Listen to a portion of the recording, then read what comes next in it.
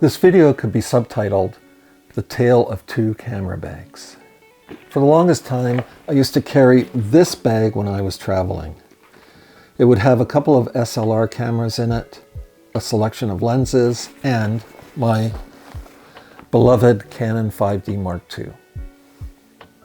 But it was really heavy to carry, and I just didn't want to deal with the weight anymore. And it seemed like overkill for some trips, like say a weekend trip to San Francisco. And it was a weekend trip to San Francisco that inspired me to try and downsize to a small bag like this. For digital, I went with this nice compact point-and-shoot Canon S95. Takes beautiful images, shoots in RAW so you can edit the images if you need to, and they come out from the camera, straight from the camera, looking a lot like film actually. For a film camera, I could have chosen to take one of my SLRs with a zoom lens, or my Bessa rangefinder camera with a 40mm lens. Great camera for street photography. But I was curious about using this camera, a Holga 120N, a plastic toy camera, and based on the pictures that I got in the first trip to San Francisco, I think this is the best film camera for travel that no one is talking about. So let me explain why and show you some of the photos from that trip. So why did I decide to take a Holga as my film camera when I went on that trip to San Francisco? There are a number of reasons. It's inexpensive, it's light, it's very simple to operate, it has only 2 shutter speeds, it has 2 f-stops. Another great advantage of the Holga as a medium format camera is that it comes with interchangeable film masks to shoot 6x6, 12 images on 120 film, or 6x4x5, 16 images on 120 film. There's a lot of great reasons to take this camera. Now the images that it produces are quirky. There's no question about that. But if you lean into the quirkiness, you can hack this camera to get some, what I feel are really amazing images. And I really love the images that I made in San Francisco. And I'm going to show those to you now.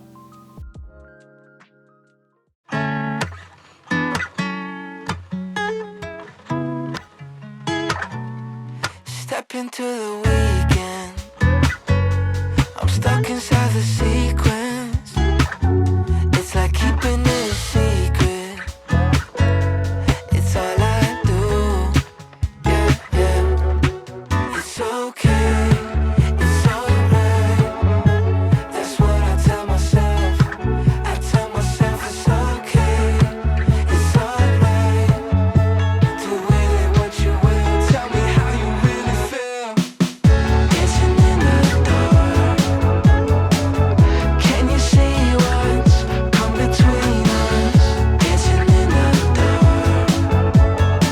I want that real love, want that real love.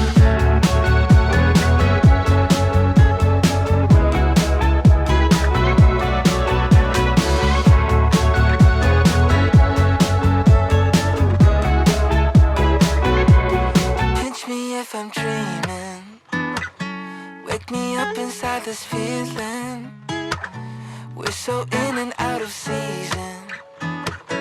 But what can I do? It's okay, it's alright. That's what I tell myself. I tell myself it's okay, it's alright. Do with it what you will. Tell me how you really feel. Dancing in the dark. Can you see what's come between us? Dancing in the dark. I want that real love, want that real love.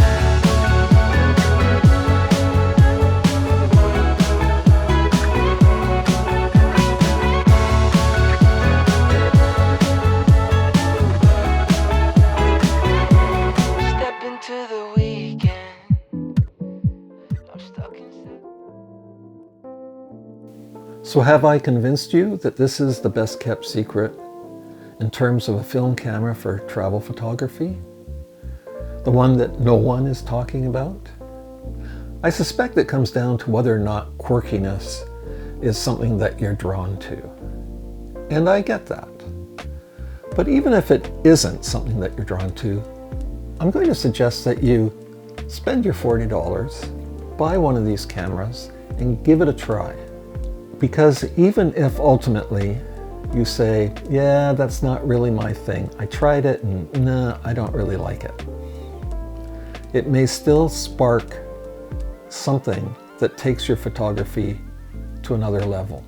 I know that sounds weird, but I think artists need to experiment. Sometimes they need to go against the grain just to jolt themselves, just to get to something bigger and better than what they're already doing.